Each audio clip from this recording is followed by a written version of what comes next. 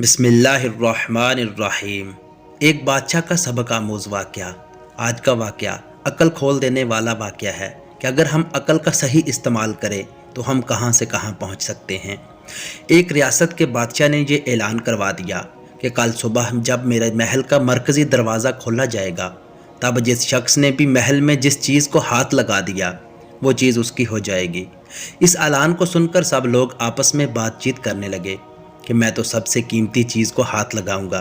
कुछ लोग कहने लगे मैं तो सोने को हाथ लगाऊंगा, कुछ लोग चांदी को, तो कुछ लोग कीमती जेवरात को, कुछ लोग घोड़ों को, तो कुछ लोग हाथी को, कुछ लोग दूध देने वाली गाय को हाथ लगाने की बात कर रहे थे।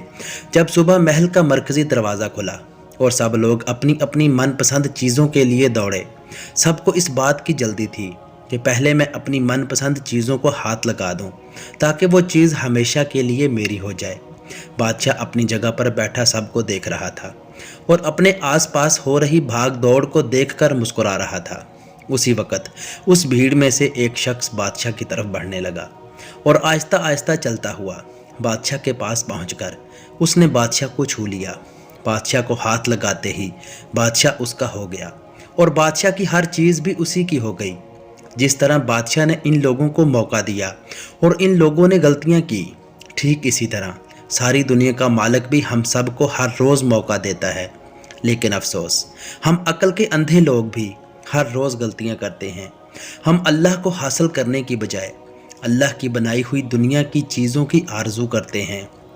लेकिन कभी भी हम लोग इस बात पर गौर नहीं करते कि क्यों ना दुनिया के बनाने वाले मालिक को पा लिया जाए।